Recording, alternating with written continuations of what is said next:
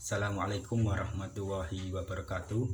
Selamat pagi, selamat siang, dan selamat malam rekan-rekan di tempat. Sebelumnya perkenalkan, nama saya Fajar Kurniawan, NIM 2019-20158, mata kuliah Hukum Klinis.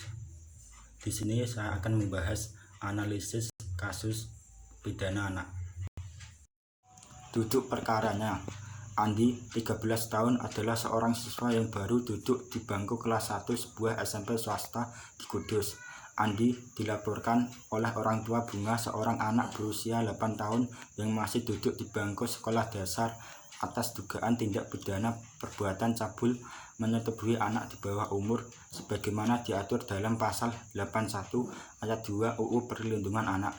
Berdasarkan pengakuan Bunga, Andi telah menyetubuhi dirinya sebanyak 8 kali. Persetubuhan terjadi 3 kali di rumah korban, 2 kali di rumah pelaku, dan serta 3 kali di kebun saat korban dan teman-teman pelaku bermain petak umpet. Untuk memperkuat orang tua, Bunga membawa untuk visum et repertum. Diketahui bahwa terdapat luka lecet memar pada bibir kemaluan arah jam 1 dan jam 7. Atas laporan dari orang tua Bunga tersebut, kemudian polisi melaksanakan proses lidik dan sidik terhadap dugaan tindak pidana yang dilaporkan.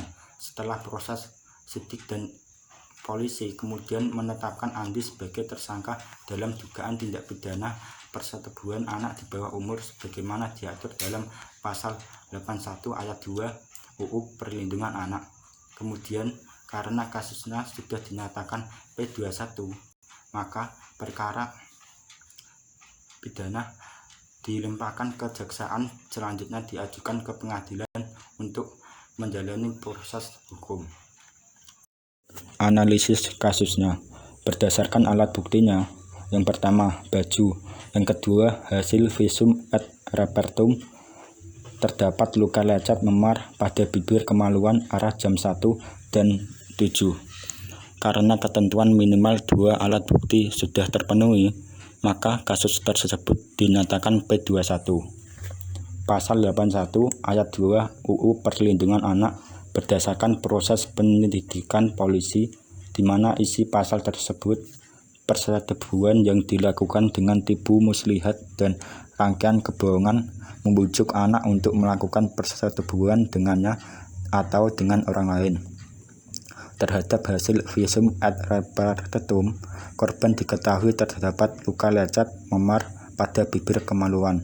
Hal ini tidak bisa dijadikan sebagai bukti bahwa Andi telah melakukan persetubuhan kepada Bunga, bahwa Andi tidak dapat dilakukan pemidanaan karena Andi masih berumur 13 tahun, karena berdasarkan pasal 69 Undang-Undang Nomor 11 Tahun 2012 tentang sistem peradilan pidana anak, anak yang belum berusia 14 tahun hanya dapat dikenai tindakan bukan pemidanaan.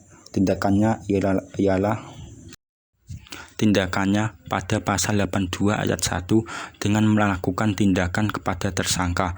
Tindakan yang dapat dikenakan kepada anak meliputi: A. Pengembalian kepada orang tua atau wali; B. Penyerahan kepada seseorang; C. Perawatan di rumah sakit jiwa; D. Perawatan di LPKS; E. Kewajiban mengikuti pendidikan formal dan atau pelatihan yang diadakan oleh pemerintah atau badan swasta; F. Pencabutan surat izin mengemudi; dan atau G. Perbaikan akibat tindak pidana. Jika dilakukan diversi, tidak dapat dan mungkin belum tentu mau dari pihak keluarga Bunga, karena merujuk pada pasal 7 ayat 2 Undang-Undang Nomor 11 Tahun 2012 tentang sistem peradilan pidana anak. Syarat diversi dapat dilakukan dengan: 1. Diancam pidana penjara di bawah 7 tahun, dan 2. Bukan pengulangan tindak pidana. Sedangkan Andi dituntut dengan pasal 81 ayat 2 UU Perlindungan Anak dengan pidana maksimal 15 tahun. Kesimpulannya, terhadap Andi tidak dapat dilakukan pemidanaan karena Andi masih berumur 13 tahun, dan berdasarkan pasal 69 Undang-Undang Nomor 11 Tahun 2012 tentang sistem peradilan pidana anak, anak yang belum berusia 14 tahun hanya dapat dikenai tindakan bukan pemidanaan. Oleh sebab itu, dugaan tindak pidana pasal 81 ayat 2 Undang-Undang Perlindungan Anak terhadap Andi tidak benar adanya. Tindakan kepada Andi merujuk pada pasal 82 ayat 1 Undang-Undang Perlindungan Anak untuk dikembalikan kepada orang tua atau wali untuk pembinaan. Kami selaku kuasa hukum Andi meminta ganti rugi dan pemulihan nama baik. Sekian dari presentasi kami.